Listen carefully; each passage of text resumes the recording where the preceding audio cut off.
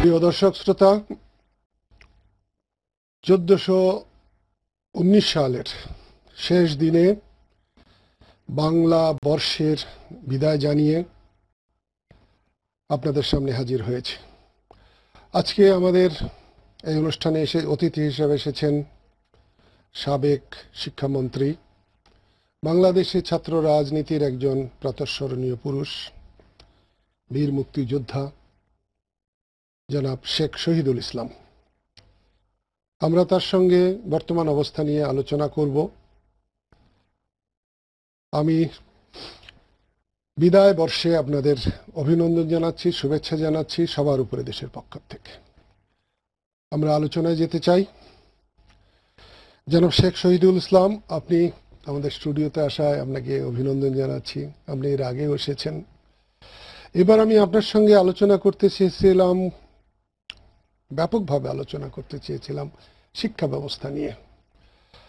কারণ আপনার সঙ্গে কথা বলে শিক্ষা ব্যবস্থার যে বিরাট বাংলাদেশের পরিবর্তন এবং সেখানে নানা জায়গায় যে ফাঁক, অসঙ্গতি, এগুলো আমার চোখে একটা বিরাটভাবে ধরা পড়েছে এবং আমার মনে হয়েছিল যে আপনার সঙ্গে শিক্ষা ব্যবস্থা নিয়ে আলোচনা করলে আমি লাভবান হব এবং দেশবাসী লাভবান হবে। আমি আগে জানতাম না যে আমাদের এই অনুষ্ঠান এত প্রিয় মানুষের কাছে। শাহবাগ গণজাগরণ মঞ্চের কারণে একসময় কথা উঠেছিল যে দিগন্ত টিভিতে যেন আমি না আসি, এবং এই দিগন্তে অনুষ্ঠান করতে এসে আমি আমার জীবনে শ্রেষ্ঠ একটি উপাধিও পেয়েছি। সেটা হচ্ছে 2013 সালের রাজাকার। আমি সেটাকে খুব ভালোভাবেই আমি গ্রহণ করেছি, আন্তরিকভাবে গ্রহণ করেছি। আজকে আমি ওখান থেকে শুরু করতে চেয়েছিলাম এবং এই অনুষ্ঠান দেশ বিদেশের বহু জায়গার থেকে নাকি দেখেন। গতকালকে আমেরিকা থেকে ফোন করেছিলেন 4-5 বার, তারাও এটা নাকি দেখেন। কানাডা তারা দেখেন, আরব দেশগুলোতে তো কথাই নেই। তার জন্যে একটু সংযত হয়ে আরও একটু তাদের প্রতি দর্শকরা যখন দেখেন, শোনেন এবং তারা যখন চান যে তাদের মনের কথা, প্রাণের কথা, তাদের সমস্যার কথা উচ্চারিত হোক, সেই জন্যে আজকে আমি শিক্ষা দিয়ে শুরু করতে চাই না। শুরু করতে চাই মানুষ যা নিয়ে খুব বিব্রত আজ কদিন যাবৎ। আমি অনেক ফোন পেয়েছি, অনেক চিঠি পেয়েছি। আপনি লক্ষ্য করেছেন আমার দেশ পত্রিকার ভারপ্রাপ্ত সম্পাদক মাহমুদুর রহমান নামে একজন ভদ্রলোক, তাকে গ্রেপ্তার করা হয়েছে।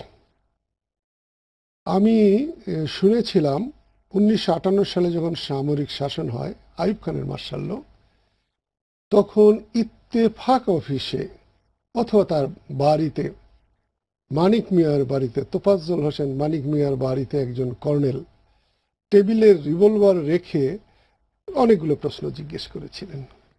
মানিক মিয়া সাহেব নাকি বলেছিলেন যে ওই রিভলভার থাকলে সব ভালো, ওটা পকেটে গুটানো থাকলে এগুলোর অনেক কথা হতে পারে, অনেক সমালোচনা হতে পারে। বর্তমান অবস্থায় শুনেছি মাহমুদুর রহমানকে যখন গ্রেপ্তার করা হয়, তিনি 2 রাকাত নফল নামাজ পড়তে চেয়েছিলেন, তা তাকে পড়তে দেওয়া হয়নি। তার কপালে রিভলভারও ঠেকানো হয়েছিল কোনো কারণে। তো এটা কোন ধরনের আলামত? এত মুক্ত অবাধ প্রযুক্তির সময় একটা পত্রিকার সম্পাদককে গ্রেপ্তার করা এবং এইভাবে গ্রেপ্তার করা, এর থেকে শুরু করতে চাই। তো আপনাকে ধন্যবাদ, এবং আমি দিগন্ত টিভিকেও ধন্যবাদ জানাই আমাকে এখানে আমন্ত্রণ জানানোর জন্য। তো আপনি যেভাবে শুরু করলেন আমিও সেইভাবেই শুরু করতে চাই। আপনি 1419 সালের বিদায় দিয়ে শুরু করলেন। আমি দর্শক শ্রোতাদের আগামী 1420 সালের শুভ নববর্ষ জানিয়ে শুরু করতে চাই, এবং এই শুরুর মধ্যে দিয়ে আমি তাদের আশা করব যে তাদের জীবনে সুখ আসুক, সমৃদ্ধি আসুক, এবং আজকের যে অস্বস্তিকর পরিবেশ, যে সংঘাতময় পরিস্থিতি, এর অবসানে স্বস্তি এবং শান্তি আমাদের সকল মানুষের ঘরে ঘরে পৌঁছে যাক। বাংলা নববর্ষের এই শুরুর দিনে বা বিদায়ের দিনে যেটাই আমরা বলি, এই শেষ আর শুরু সবসময় একটু সংঘাতময় হয়, কিন্তু শেষ, কারণ আমরা দেখতে পাচ্ছি যে এই প্রত্যেকটা রেজিম, প্রত্যেকটা সরকারেরই যখন শেষের দিকটা আসে তখন কিন্তু এই শুরুর সঙ্গে একটা গড়মিল হয়। তো যখন শেষ আর শুরুর মধ্যে যে আপনার একটা দ্বন্দ্ব, এই দ্বন্দ্বটা শুরুর কিন্তু আবার একটা নিজস্ব সুর আছে, সেই সুরটাই কিন্তু পরবর্তীতে এই শুরুটাকে সাফল্যের দিকে নিয়ে যায়। তো আজকে আপনি যে কথাটা দিয়ে শুরু করলেন, মাহমুদুর রহমান সাহেবের কথা, মাহমুদুর রহমান সাহেব নামাজ পড়েন কিনা আমি জানি না, তবে নফল নামাজ পড়তে চাইলে ওই সময়টা কেন তিনি বিবেচনা করলেন সেটা আমি জানি না। এই ধরনের ক্ষেত্রে আমি যেটা মনে করি যে এই ধরনের একটা সেন্টিমেন্ট তোলার জন্য বলা হতে পারে এসব কথাগুলো। আমি যেটা মনে করি যে মাহমুদুর রহমান সাহেবের গ্রেপ্তার, as a matter of fact, যে কোনো ধরনের গ্রেপ্তারি উইদাউট রিজন হওয়া উচিত না, এবং এই ব্যক্তিগুলিকে ইমিডিয়েটলি, যেটা আমাদের সংবিধানে বলে যে তাদের গ্রাউন্ডস অফ ডিটেনশন, সেটা জানানো দরকার, এবং আদালতের সামনে তারা যাতে ঠিকভাবে উপস্থাপন হতে পারেন, সেখানে যাতে তারা জামিন পেতে পারেন, তার জন্য যেসব সুযোগ সুবিধাগুলো, যেরকমের উকিলের সঙ্গে সাক্ষাৎকার এবং অন্যান্য তার যে বেসিক রাইটসগুলো আছে সেগুলো লক্ষ্য করা উচিত। কারণ আপনার মাহমুদুর রহমান সাহেব সাংবাদিক হিসেবে কোনো বিখ্যাত ব্যক্তি নন, কিন্তু তিনি এই দেশ, আমার দেশ পত্রিকাটা যখন টেক ওভার করলেন তারপর থেকেই নানান কারণে বেশ আলোচিত এবং সমালোচিত ব্যক্তিত্বে রূপান্তরিত হয়েছিলেন। তিনি প্রথমে সমালোচিত ব্যক্তি হিসেবে রূপান্তরিত হন যখন তিনি আপনার এই কাগজটা টেক ওভার করেন। এটা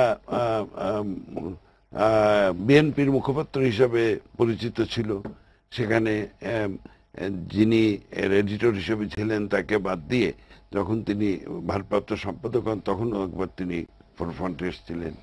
তারপরে নানান কারণে, নানান ধরনের সংবাদ উপস্থাপনার কারণে তিনি সে এসছেন। তো এর আগেও কিন্তু আরেকবার তাকে এরকমের গ্রেপ্তারের প্রচেষ্টা চালানো হয়েছিল বলে তিনি দাবি করেছেন, কিন্তু তখন তাকে গ্রেপ্তার করা হয়নি। বিষয়টা তো বিষয়টা আমি যে গত বিষয়টা- বছরের জি। 2012 সালের 13ই ডিসেম্বর থেকে এই জিনিসটা শুরু হয়েছে, এবং উনি বোধহয় 4 মাস তিনি অফিসে ছিলেন।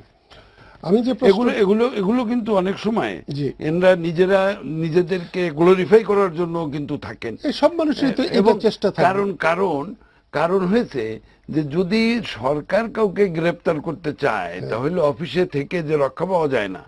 তো ওই যে রুহুল কবির রিজভী তার প্রমাণ, হ্যাঁ, উনিও অনেকদিন অফিসে কাটালেন, কি বেরোলেই গ্রেপ্তার করবে। আরে গ্রেপ্তার যদি করতে হয় তো ভিতর থেকেও তো করতে পারে। আপনার কথার জন্য এবং আমি একটা প্রশ্ন আমার করি। মনে হয় এগুলো রাজনৈতিকবিদদের জীবনে এগুলো আসে, এবং এগুলো মোকাবেলার জন্য আমাদের মতন দেশে প্রস্তুত থাকতে হয়, না, মেন্টালি। আপনার কথাতেই একটা আসে যে আজকে যখন গ্রেপ্তার করা হলো এই 3 দিন আগে, তাহলে ঘটনাটা ঘটেছে 2012 সালের 13ই ডিসেম্বর।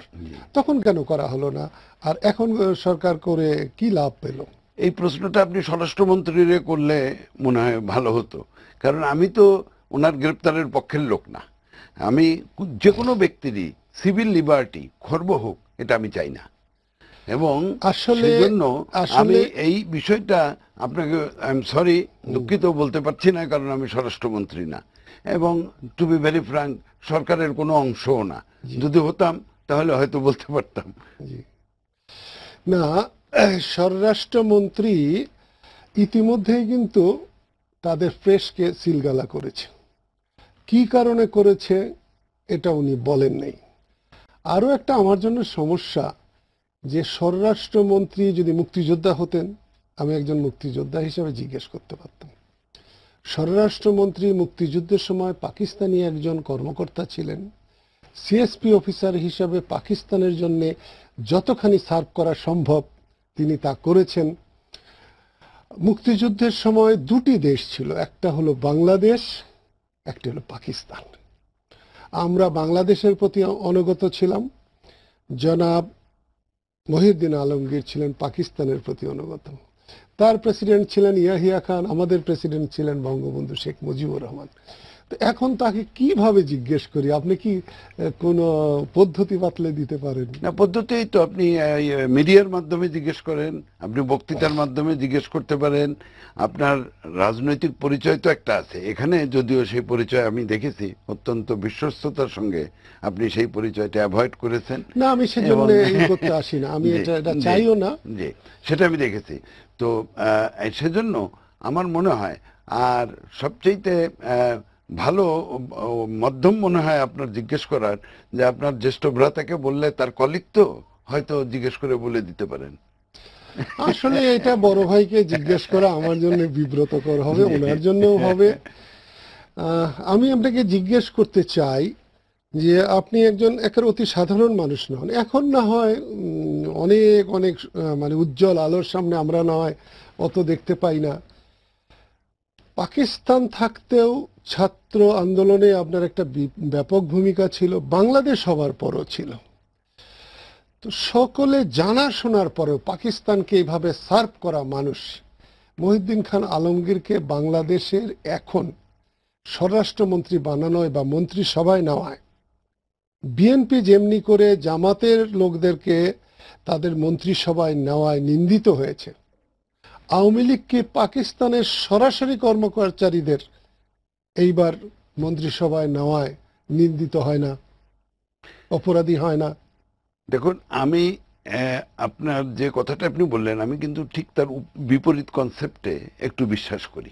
জি, কারণ এই যে যে পাকিস্তানি আর বাংলাদেশি, এই যে দেশটাকে যে ডিভাইড করার যে প্রবণতা, এই প্রবণতার বিরুদ্ধে কিন্তু আমি সবসময় অবস্থান নেই। এবং আমি মনে করি যে আমাদের দেশটাকে স্বাধীন বাংলাদেশ এবং তার সব নাগরিককে ঐক্যবদ্ধ করার প্রয়াসই কিন্তু সবচেয়ে বড় প্রয়াস যে কোনো সরকারের, যে কোনো রাজনৈতিক দলের এবং যে কোনো আন্দোলনের মুখ্য বিষয় হওয়া উচিত। কারণ বিভক্ত একটি দেশ এবং পিছনে ঘা রেখে সামনের দিকে অগ্রসর হওয়া যায় না। এবং আমরা সেজন্যই এই যে যে ডিভিসিভ টেন্ডেন্সি, এটাকে এক জায়গায় নিয়ে আসা, এটা কিন্তু আজকে আমাদের মনে হয় একটা জাতীয় প্রয়োজন হয়ে দাঁড়িয়েছে। এক নম্বর। দু নম্বর হলো আরেকটি বিষয় এখানে কিন্তু অত্যন্ত গুরুত্বপূর্ণ বলে আমি মনে করি, সেটি হলো, এটা আপনি আরও ভালো জানেন, কারণ আওয়ামী লীগের সঙ্গে আমার দীর্ঘ প্রায় 22 বছরের উপরে, আরও বেশি হবে, আমার সঙ্গে যোগাযোগ নেই। তা মানে যোগাযোগ নেই মানে বলতে চাই যে আমি অন্য রাজনৈতিক দলের সঙ্গে আছি। কিন্তু আপনি সাম্প্রতিককালে, খুব বেশি দিন হলো না, আপনি সাম্প্রতিককালে, তাও মনে হয় বছর দশেকের মতন হয়ে গেল, যুগ উত্তীর্ণ হয়ে যোগ গেছে। উত্তীর্ণ 10 বছর হয়েছে, তাও অনেক। 13 বছর। হ্যাঁ, 13 বছর, আমার চাইতে অনেক কম। তো সেজন্য আপনার সঙ্গে সর্বশেষ অবস্থাটা বরং আমি জানতে আগ্রহ প্রকাশ করি যে এটা কি করা যায়। তবে আমি একটা বিষয় বলি, যে দেখুন, আমাদের দেশের সামাজিক বিবর্তনে আমরা যে যে ভাবে বিষয়টাকে দেখা উচিত ছিল, আমাদের রাষ্ট্রীয় বিবর্তনে রাষ্ট্রকে আরো উন্নয়নের দিকে নিয়ে যাওয়ার জন্য ক্ষুধা, দারিদ্র, নিরক্ষরতা, এইসব আমাদের যে বেসিক সমস্যাগুলো, মৌলিক সমস্যাগুলো, সেগুলোকে যুদ্ধ করার জন্য যেখানে নিয়ে যাওয়া উচিত ছিল, জাতির জনক বঙ্গবন্ধু কিন্তু সেই পথে অগ্রসর হয়েছিলেন। দেশটাকে ইউনিফাই করা, দেশের মধ্যে ডিভিসিভ টেন্ডেন্সি না রাখা, এবং সেই পথে অগ্রসর হওয়ার কারণেও হতে পারে সম্ভবত যে তাকে টার্গেট করে ফেলা হলো, যে এই লোকটি বেঁচে থাকলে বাংলাদেশ ঐক্যবদ্ধভাবে তার লক্ষ্যের দিকে এগিয়ে যাবে। সেজন্য তাকে সপরিবারে হত্যাও করা হলো, যার বিরুদ্ধে আপনি মানে অত্যন্ত বলিষ্ঠ সশস্ত্র প্রতিরোধ পর্যন্ত গড়ে তুলেছিলেন। সেজন্য আপনাকে অনেক ধন্যবাদ, মোবারকবাদ। এবং সত্য কথা বলতে কি, ওই সময়ে আপনি মানে একটি এমন একটি বিষয় নিয়ে মঞ্চ, আপনি রাজনীতিতে বলি না, জাতীয় প্রেক্ষাপটে অবতীর্ণ হলেন, যেটা ছিল সত্যি কেউ কল্পনাও করতে পারে নাই যে এই ধরনের একটা প্রতিরোধ গড়ে তোলা যায়। তো সেজন্য আপনি মানে বঙ্গবন্ধুর যে হত্যার বিরুদ্ধে যে প্রতিরোধ, সেই প্রতিরোধের একজন সেনানী আপনি। আজকে তাকে যদি এইভাবে আপনি বললেন যে 1300 কি 1419 1419 সালের রাজাকার না না নাকি, ও ও 2013 সালের রাজাকার, 2000 এটা আমি কোনো ক্রমে গ্রহণ করতে পারি না। তবে আমি যেটা মনে করি সেটা হলো যে দেখেন, মুক্তিযুদ্ধের মূল্য এবং মূল্যবোধ এবং চেতনা, এটা মানুষের মধ্যে ছড়িয়ে দিতে গেলে মানুষকে দূরে ঠেলে না দিয়ে কাছে টেনে নিতে হবে। এইটাই আমার থিওরি। আমাকে 2013 সালের রাজাকার বলে মুক্তিযুদ্ধের কি সম্মান বৃদ্ধি হয়েছে? এটা তো মানে আপনি যে প্রশ্নটা করলেন আমাকে, এটাতেই আমি লজ্জা পেলাম। এটা তো কোনোদিন বৃদ্ধি পায়? আর একটা জিনিস মনে রাখতে হবে আমাদের, হ্যাঁ, অনেকের মধ্যে চেতনা বিলুপ্ত হতে পারে, সে ঘটনা ঘটতে পারে, আমি এ কথা বলি না যে মুক্তিযুদ্ধের চেতনা সব যারা মুক্তিযুদ্ধ করেছে সবাই একইভাবে ধারণ করে আছে বা একইভাবে ধারণ করে নাই, বা যারা করে নাই নতুন প্রজন্ম তারা যে এই চেতনা ধারণ করতে পারবে না, আমি সেটা মনে করি না, পারবে। কিন্তু আমি এটাও মনে করি যে যারা মুক্তিযুদ্ধে মানে অত্যন্ত বীরত্বপূর্ণ অবদান রেখেছেন, তারা অন্তত আমার কাছে মনে হয় যে এই দেশটা তার সৃষ্টির একটা মানে তার একটি সৃষ্টির যে বিষয়, সেটা সে কখনো ভুলতে পারে না। আজকে দেখেন এই বাংলাদেশের জনাব শেখ শহীদুল ইসলাম, আমি একটু বিরতিতে যেতে চাই, এসে এখান থেকে আমরা শুরু করব। প্রিয় দর্শক শ্রোতা, আশা করি আপনারা আমাদের সঙ্গেই আছেন। আমরা এতক্ষণ আলোচনা করছিলাম সাবেক মন্ত্রী শেখ শহীদুল ইসলামের সাথে। আমরা আবার তার সঙ্গে আলোচনায় যাচ্ছি। জনাব শেখ শহীদুল ইসলাম, আপনি আলোচনা করছিলেন, আমি আপনাকে একটু যে আলোচনায় ছিলেন ওখান থেকেই আমি আলোচনায় যেতে চাই। আপনি একটা জাতীয় ঐক্যের কথা বলছিলেন এবং সকলেই মনে করে যে জাতীয় ঐক্য ছাড়া কোনো দেশ চলে না। আপনি কি পৃথিবীতে দেখেছেন এমন কোনো দেশ যে স্বাধীনতার 42 বছর পরেও স্বাধীনতার সপক্ষ শক্তি আর স্বাধীনতার বিপক্ষ শক্তি বলে কোনো কিছু থাকে? না, এটা থাকে, আমি বলি না যে থাকে না। যেমন ধরেন এমন কোন চিহ্নিত দেশ আপনি না, দেশ হিসাবে না, আমি বলতেছি যে আপনার আদর্শ হিসাবে থাকে না।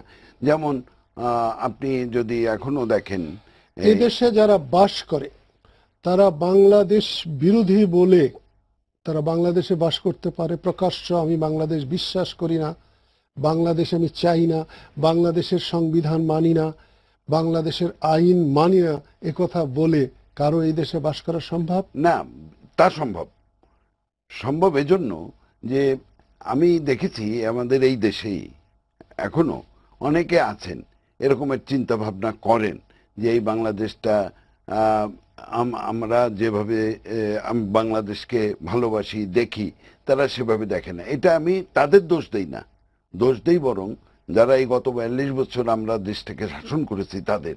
এটা আমাদের ব্যর্থতা যে তাদের মধ্যে দেশপ্রেমের এই বাণীটাকে আমরা সঞ্চারিত করতে পারি নাই। আমি মনে করি দেখা না দেখা এক ধরনের কথা। এই সেদিন শাপলা চত্বরে একটা মিটিং হয়েছে হেফাজতে ইসলামের, 2-2.5 মাস ব্যাপী শাহবাগের সামনে দুটো এত বড় হাসপাতাল থাকার পর সেখানে মিটিং হচ্ছে, গান হচ্ছে। এখানে কোনো মঞ্চের থেকে কি বলতে পারবে যে আমি বাংলাদেশকে মানি না, বাংলাদেশের সংবিধান মানি না, বাংলাদেশের আইন মানি না, এ কথা প্রকাশ্য বলে কি মিটিং করতে পারবে? না, এটা তো মানে বলার প্রশ্নই আসে না।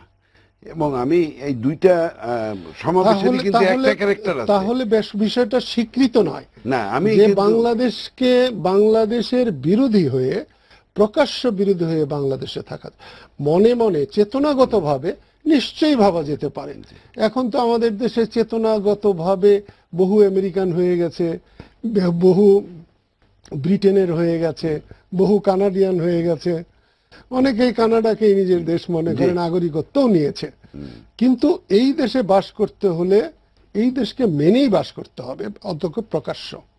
আমার প্রশ্নটা এরকম। জি, না ওটা তো স্বাভাবিকভাবেই যে আপনাকে এই দেশের সংবিধান আইন ইত্যাদি মেনে চলতে হবে, কিন্তু যদি আমি উপরে উপরে এই আইনগুলো মেনে চললাম আর মনের ভেতরে ধারণ করলাম অন্য এক চিন্তা, অন্য এক রাষ্ট্রের প্রতি আমার আনুগত্য, তাহলে কিন্তু সেটা আমি মনে করি যে ধরনের হতে পারে কোনো কোনো ক্ষেত্রে। কিন্তু আপনি যেটা বলছিলেন যে 42 বছর পরে, দেখেন কম্বোডিয়াতে 42 বছর পরেও তাদের ওখানে আজকে বিচার আচার হচ্ছে। নাজিদের বিরুদ্ধে নাজিরা যে অপরাধগুলো করেছিল সেই নাজিদের পেলে এখনো কিন্তু বিচারের সম্মুখীন হতে হয়। আইকম্যানকে বিচারের সম্মুখীন হতে হয়েছে। কিছুদিন আগে একজনকে তার বয়স অনেক বেশি ছিল বলে তাকে কিন্তু ছাড় দেওয়া হয় নাই, নাজি তাকেও বিচারের সম্মুখীন করতে হয়েছে। তো আমার প্রশ্ন হলো যে এই যে যে বিষয়গুলো, এই বিষয়গুলো নিয়ে যদি কেউ কিছু করতে হয় সেক্ষেত্রে মূল যে রাজনৈতিক স্রোতগুলো থাকে তারা একটা কিন্তু ঐক্যমতে পৌঁছায় এবং সে ঐক্যমত অনুযায়ী কিন্তু আপনি আগায়। কি মনে করেন যেটা যে আপনার সাউথ আফ্রিকাতে জি, ট্রুথ অ্যান্ড অ্যাকাউন্টেবিলিটি কমিশন, সেখানে কিন্তু তারা বলছিলই যে আমরা এই বিষয়গুলোকে চিরতরে শেষ করে দিয়ে জাতিটাকে ঐক্যবদ্ধ করতে চাই। সেই জন্য হোয়াইটই হোক ব্ল্যাকই হোক, তারা ওখান থেকে ওই কমিশনের সামনে হাজির করে তাদের মধ্যে যারা দোষী তাদেরকে সাজা দিয়ে আর যারা নির্দোষী তাদেরকে মেইন স্ট্রিমে নিয়ে তারা কিন্তু আজকে একটা ঐক্যবদ্ধ জাতিতে পরিণত হয়েছে। আপনার এই কথা থেকে আমার জিজ্ঞেস করতে ইচ্ছে করে, জি, বঙ্গবন্ধু যে সাধারণ ক্ষমা ঘোষণা করেছিলেন জি। সেটা করে উনি ভুল করেছিলেন না উনি একজন জাতীয় আন্তর্জাতিক নেতার মতো কাজ করেছিলেন? দেখেন, বঙ্গবন্ধুকে আপনিও চেনেন, আমিও চিনি, এবং আমরা দুজনেই চিনি বলেই প্রশ্নটা না, করছি। বঙ্গবন্ধুর খুব কাছের মানুষ ছিলাম আমরা দুজনেই। আমি দেখেছি আপনাকে বঙ্গবন্ধু কি পরিমাণ স্নেহ করতেন, এটা আমি সচক্ষে দেখেছি। তো আজকে দেখেন, এই যে যে বঙ্গবন্ধু যে তখন সাধারণ ক্ষমা ঘোষণা করলেন এক্সেপ্ট ফর 5 অফেন্সেস, 5টা বিষয় ছাড়া, আর বাকি বিষয়গুলোর ক্ষেত্রে যেরকমের হত্যা, ধর্ষণ, অগ্নিসংযোগ, লুটপাট এবং অবৈধ অস্ত্র দখলে রাখা, এই 5টা অফেন্স ছাড়া বাকি অফেন্সের জন্য কিন্তু সবাইকে ছেড়ে দিলেন। এই যে আমি আগে যে কথাটা আপনাকে বলেছিলাম যে দেশকে ইউনিফাই এই যে করতে 5টা হয়, অফেন্স, এই 5টা অফেন্স এখন যদি কেউ করে তাহলে তার বিচার হবে না? বিচার হবে, তাহলে এই নিশ্চয়ই 5টা বিচার এই হবে। 5টা অফেন্স ছিল যখন মানুষ করে তার প্রচলিত আইনেই তার বিচার হতে পারে। জি, তাহলে বঙ্গবন্ধু যে সাধারণ ক্ষমা ঘোষণা করেছিলেন, জি। এখন কি সেই সাধারণ ক্ষমা ঘোষণাকে কার্যকরী করা হবে বা কার্যকরী করা রাখা যাবে, না তার কোনো মূল্য থাকবে না? না, এটা তো আমি আপনাকে বলি যে এখন তো সেই সাধারণ ক্ষমা যেটা, সেটা তো বহাল আছেই। বহাল আছে বলেই শুধুমাত্র তাদেরকে সরকারের মতে গ্রেপ্তার করা হচ্ছে বা বিচারের সম্মুখীন করা হচ্ছে যাদের বিরুদ্ধে এই ধরনের অপরাধের প্রমাণ এই আইসিটি ট্রাইব্যুনালের যারা প্রসিকিউটর তারা পেয়েছেন, এটা তারা দাবি করছে। আমি অত্যন্ত দুঃখের সাথে আপনাকে জানাবো যে যাদের এখন বিচার করছে এদের একজনকে 1972-73 সালে বিচারের কাঠগড়ায় দাঁড় করানো হয় নাই। একজনের নামও কেন মামলা করা হয়নি সেই সময়? এইটা যে কেন মামলা আমি করা, নিশ্চিত হয়ে আপনাকে কথাটা বলছি যে সেই সময় এদের একজনকেও কোনো অভিযুক্ত করা হয় না, এর মধ্যে একজন তো তখন দেশেই ছিলেন না, তার নাগরিকত্ব না। চলে তার গেছিল। তার ব্যাপারে মামলা হওয়ার কোনো কারণও ছিল না, না সেই জন্য। তাকে তো আপনার সে নাগরিকত্ব, নাগরিক নয়, সেই জন্য তার নামে মামলা হয়নি। একজন নাগরিকত্ব। আর বাকি যারা আছেন তাদের যে ডোসিয়ার, তাদের যে সেটা আমার অতটা জানা নেই যে এরা সেই সময় মামলা হয়েছে কিনা।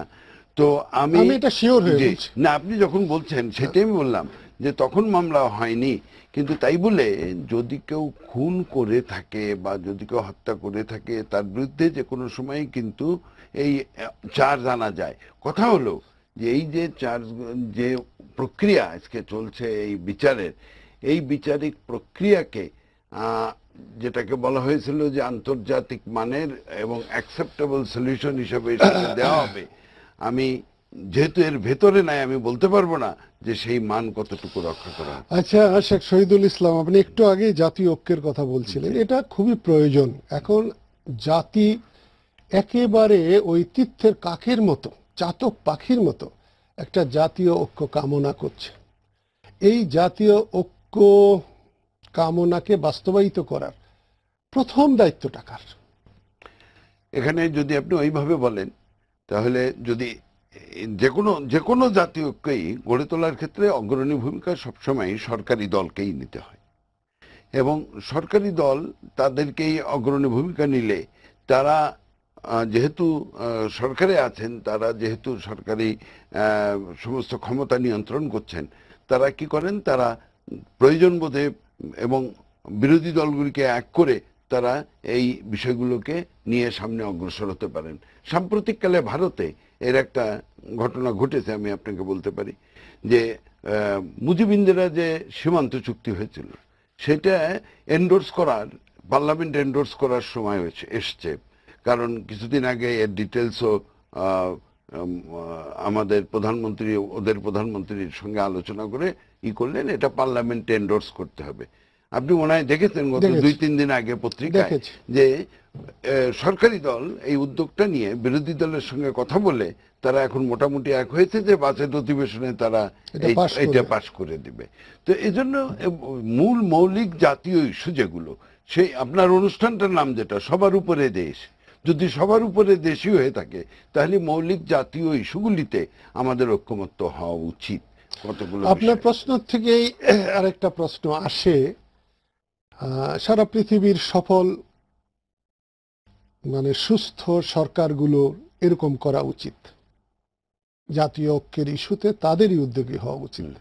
আমাদের বর্তমান সরকার কি তেমন কোনো রকমের উদ্যোগ নিচ্ছে বলে আপনার চোখে পড়ছে? গত পরশুদিন তো আমি পত্রিকায় পড়লাম এবং টিভিতেও দেখলাম যে সৈয়দ আশরাফুল ইসলাম বলেছেন যে রাজনৈতিক প্রশ্নের মীমাংসা রাজনীতিবিদদের আলোচনার মাধ্যমেই করা উচিত, সংঘাতের মধ্যে দিয়ে করা উচিত না, এরকমের একটা আপনি তো সৈয়দ আশরাফকে চিনেন, নজরুল ইসলাম সাহেবের ছেলে। এখন কি তার কথার কোনো মূল্য দেশবাসী দেয় বা আছে?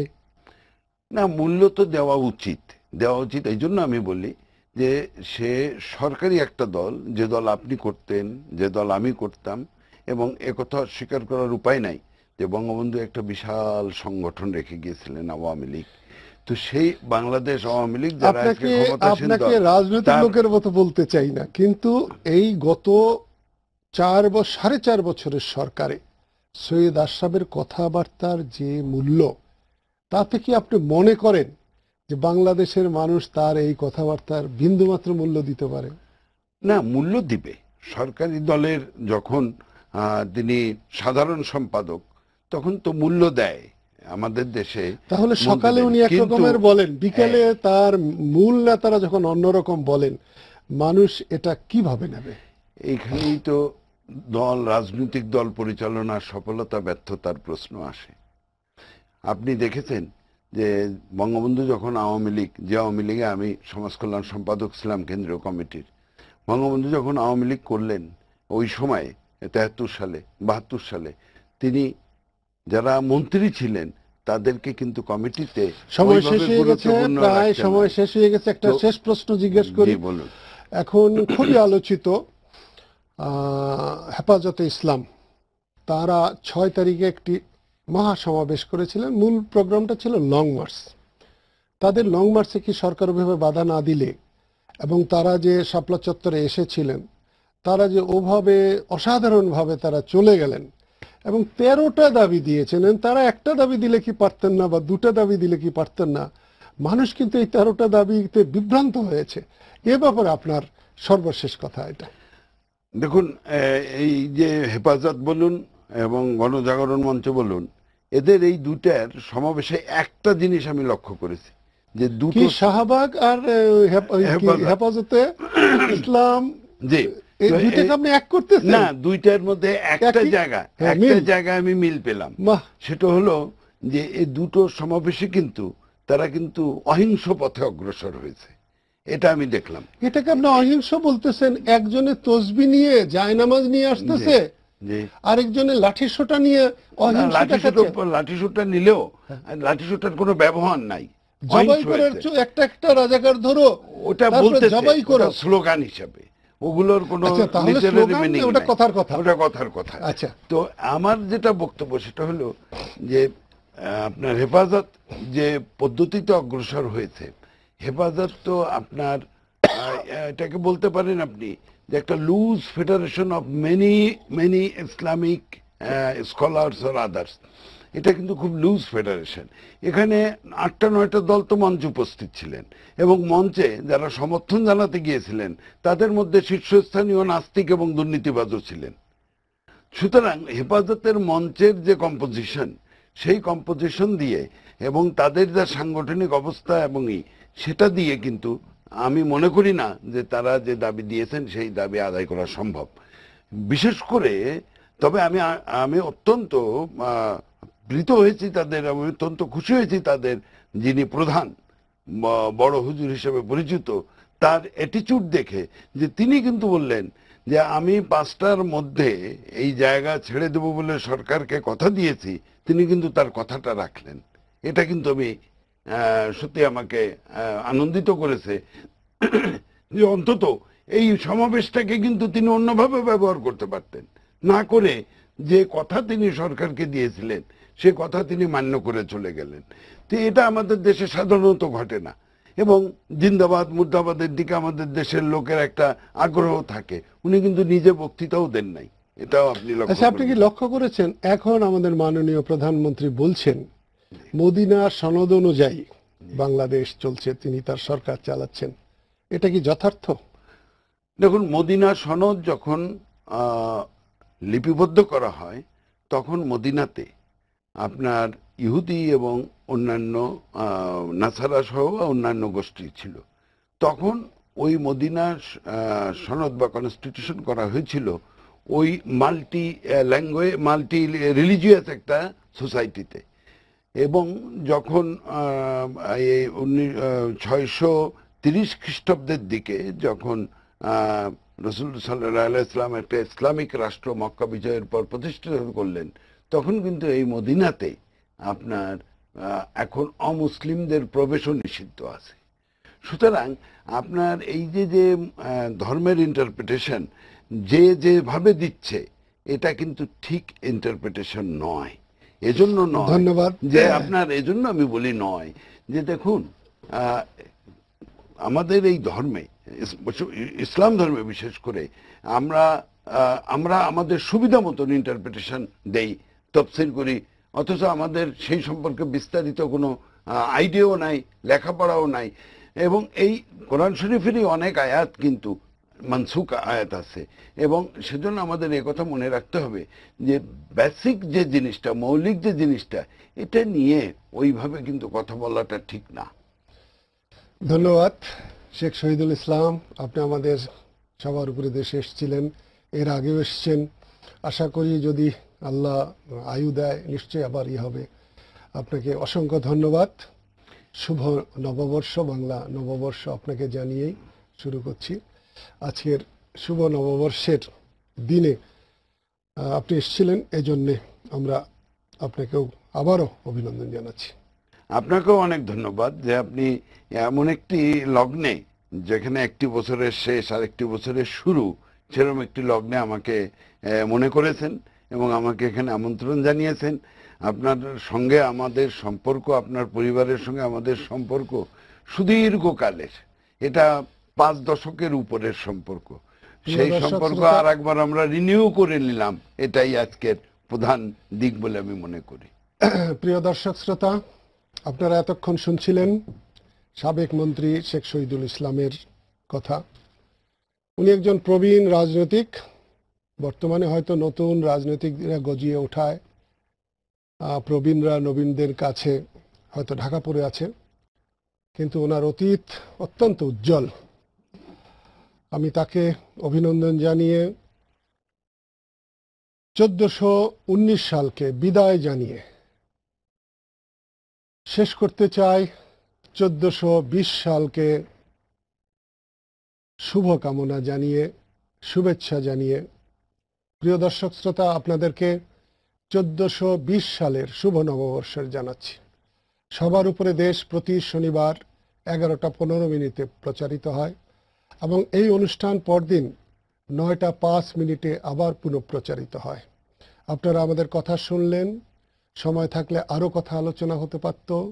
আল্লাহ আপনাদের আগামী শনিবার পর্যন্ত সুস্থ রাখুন, স্বাভাবিক রাখুন, তার ছায়াতলে রাখুন, এই কামনা করে দেশ বিদেশের সকল শ্রোতাকে আবারও নববর্ষ জানিয়ে, বাংলা শুভ নববর্ষ জানিয়ে আজকের মতো অনুষ্ঠান শেষ করছি। খোদা হাফেজ, ধন্যবাদ।